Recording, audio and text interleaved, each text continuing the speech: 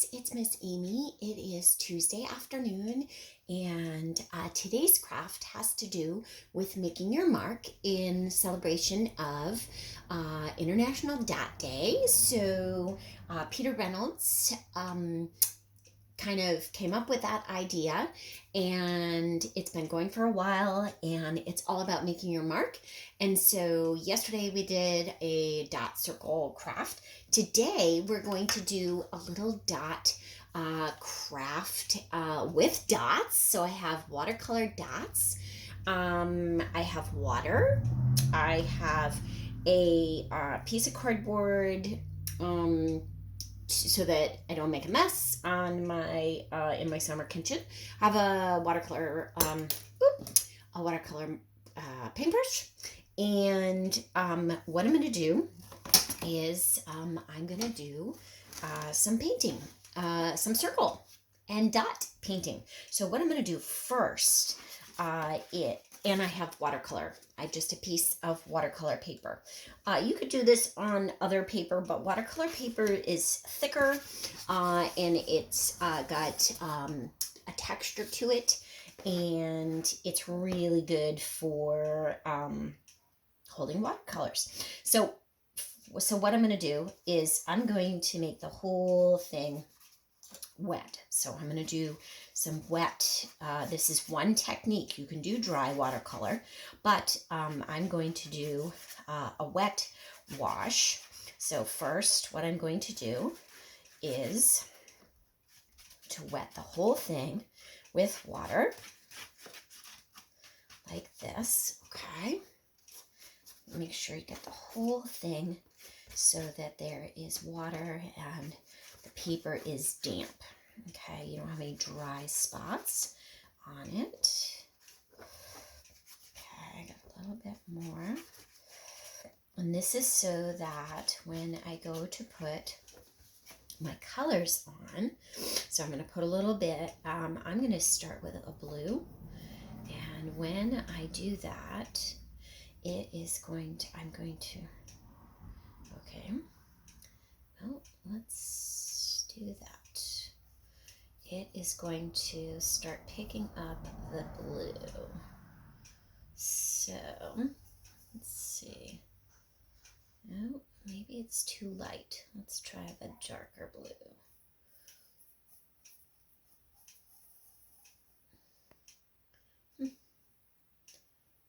These are really dark colors that aren't giving me much. There we go. Okay, so I'm going to whitewash. I'm going to wash the whole thing with blue.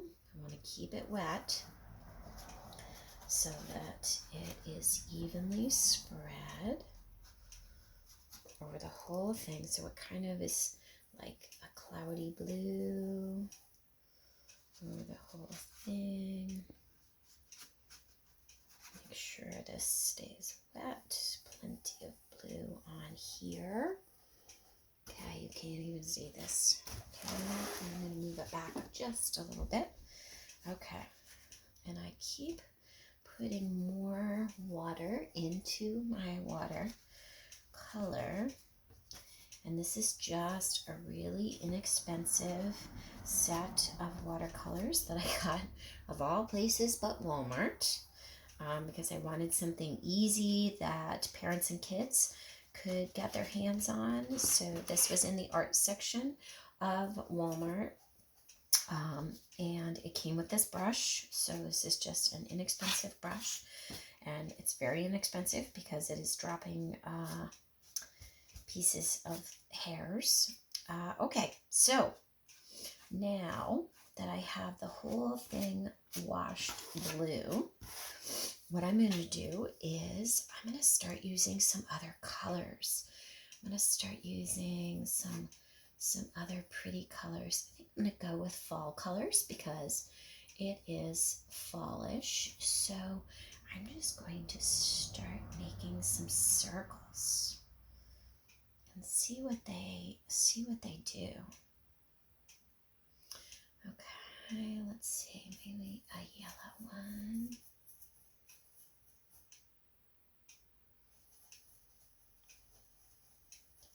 Okay. Just a little circle like that. I'm going to use some of the other colors, some of the other orangey colors that are lighter, and see what I get. Not that much. There's a little bit. It's very light.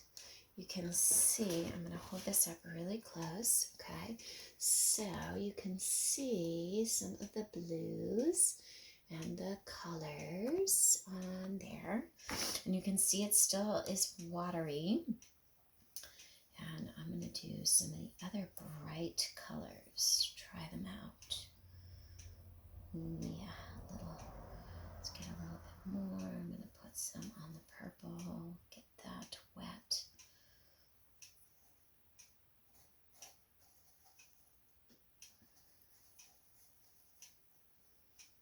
You really have to get them soft.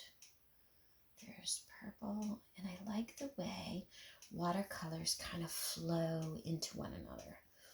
That's kind of a cool thing. So I can make a circle that's right beside another thing, and it may run right into it. Okay, let's try some greens. Let's see if we can get any green right here. Okay, that one didn't get very green. Let's try this one. Get enough of it soft. All right, so it's starting. Okay, I'm gonna get a little bit more. There we go, and there's a green circle. It's a very light circle. Let's try black or a gray color, and see what we get. So, yep. So that one, we get some colors. Kind of washes out. I'm going to try the yellow again. I like the yellow. Here we go. Yeah, there we go. Let's try the green. I'm going to do the green. I'm going to try that green again. Here we go. And watercolors, so when you do water, ooh, there we go. There's a little bit more color there, and it's running into the purple, which is okay. It's very light. And let's see, let's try red. See what we get.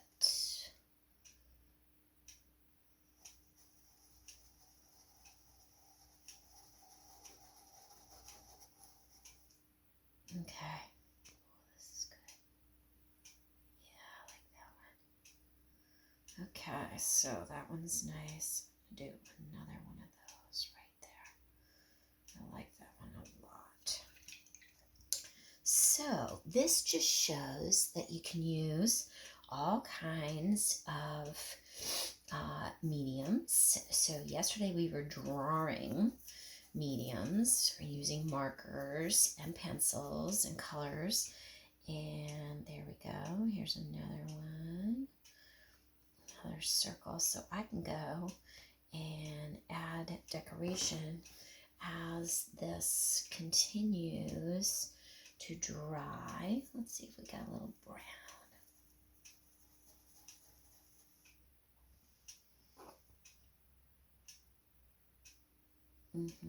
There we go. Brown is almost orangey. Yeah, I like that. There's a big one. Okay, so guys, I like the way this looks. So this is just a really cool dot. You can see it has a wet sheen. The whole thing is still wet. It's drying. I'm going to let it dry.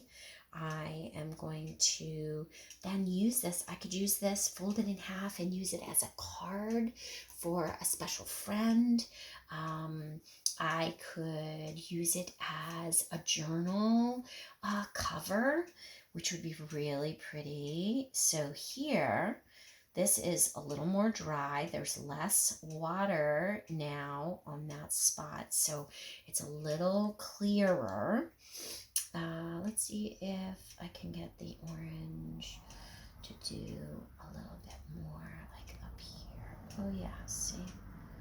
Now that the paper itself is a little bit drier, it is holding that color. Plus the color is a little bit drier, like that. I like it. I like it a lot. It is really pretty. Okay, so have fun. You can use any kind of watercolors that you have. Some people might even have watercolor markers that then you just kind of spread with extra water. Those are really fun. You can get watercolor markers that have a watercolor or almost like a paintbrush end, and you get a really cool painty flow. So happy International Dot Day. I'm wearing dots. Maybe you are too. And do some dot art. Make your mark today. Hugs to you all. Miss Amy. Happy creating.